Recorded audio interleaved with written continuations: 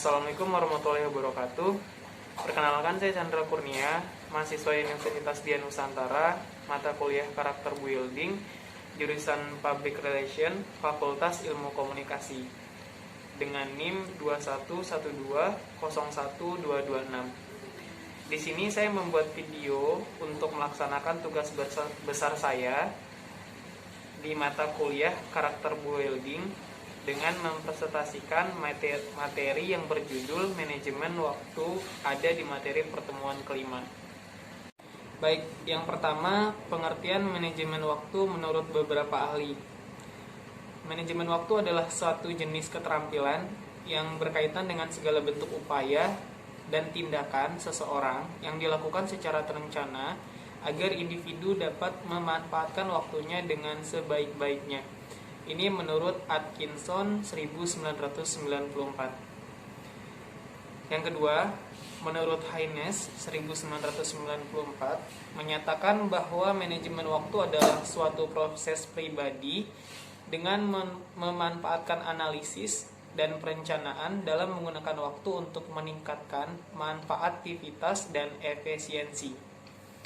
Yang ketiga, menurut Forsyth 2009 mengatakan bahwa manajemen waktu adalah cara bagaimana membuat waktu menjadi terkendali sehingga menjamin terciptanya sebuah manfaativitas dan efisiensi juga produktivitas. Baik, menurut saya, manajemen waktu adalah proses pengendalian waktu berdasarkan suatu rangkaian kegiatan yang telah direncanakan dan telah dipertimbangkan berdasarkan kemungkinan-kemungkinan yang kemudian harus dilakukan pengontrolan dalam prosesnya agar maksimal.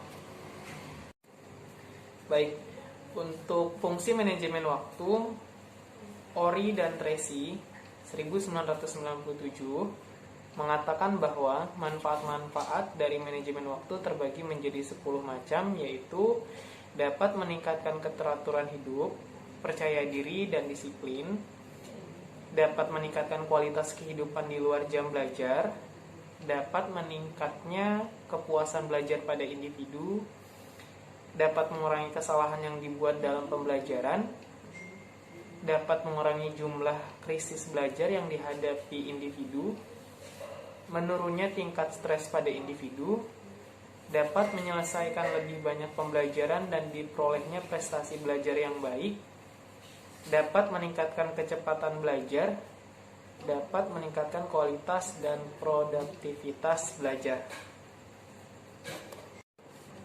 Baik, untuk fungsi manajemen waktu menurut Forsyth 2009 mengemukakan bahwa dampak dari penggunaan manajemen waktu antara lain memiliki prioritas yang jelas dalam belajar, dapat mengurangi keterlambatan dan kesalahan dalam belajar, dapat tepat waktu dalam melakukan sesuatu pembelajaran sehingga dapat meningkatkan kepuasan belajar, memiliki kemampuan untuk tetap berkonsentrasi terhadap pembelajaran sehingga dapat meningkatkan produktivitas belajar yang baik, dapat melatih kebiasaan disiplin untuk hal-hal yang berhubungan dengan waktu sehingga pembelajaran yang dilakukan akan lebih efisien.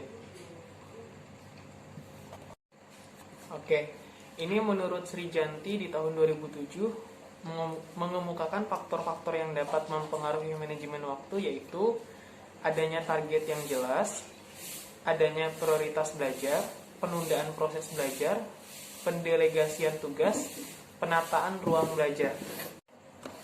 Baik, di sini saya akan membagikan contoh kegiatan memanajemen waktu belajar mahasiswa di rumah.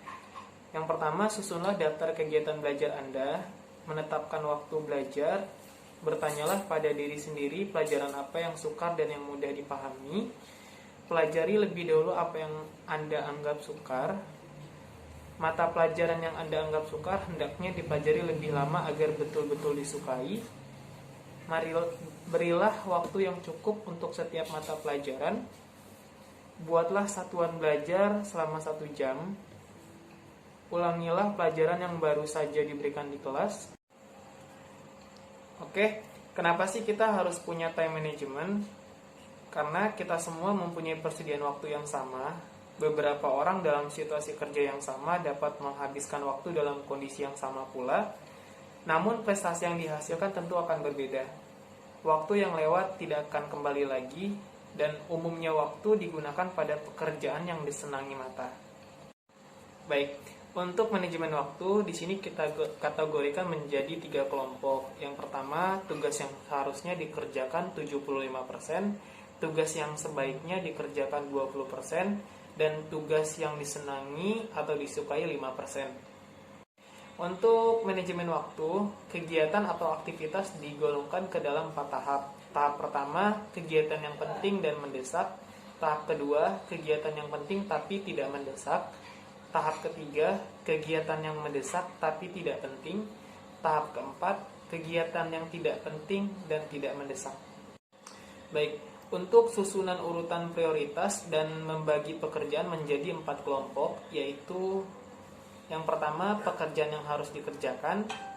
Yang kedua, pekerjaan yang sebaiknya dikerjakan. Yang ketiga, pekerjaan yang menyenangkan untuk dikerjakan. Dan yang terakhir, pekerjaan yang tidak atau belum perlu dikerjakan. Baik, di sini kita akan kasih contoh gejala-gejala terjadinya pemborosan waktu, antara lain yang pertama, tidak pernah mengalokasikan waktu untuk hal-hal yang sangat penting.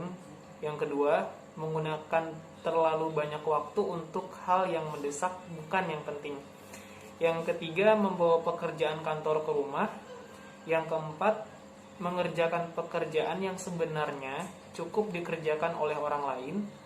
Yang kelima, merasa dirinya tidak dapat digantikan oleh orang lain. Dan yang keenam, sukar mengatakan tidak. Ketujuh, sering merasa stres dan terburu-buru. Dan yang terakhir, jarang menyelesaikan pekerjaan tepat pada waktunya. Baik, mungkin sebagian orang akan bertanya, bagaimana sih cara meningkatkan kemampuan manajemen waktu? Nah, di sini saya akan membagikan tentang cara meningkatkan manajemen waktu. Untuk yang pertama, tetapkan tujuan jangka pendek dan jangka panjang. Yang kedua, atur penggunaan jadwal di agenda kalender. Yang ketiga, menempatkan pekerjaan utama lebih dahulu. Sekian presentasi dari saya untuk materi manajemen waktu. Assalamualaikum warahmatullahi wabarakatuh.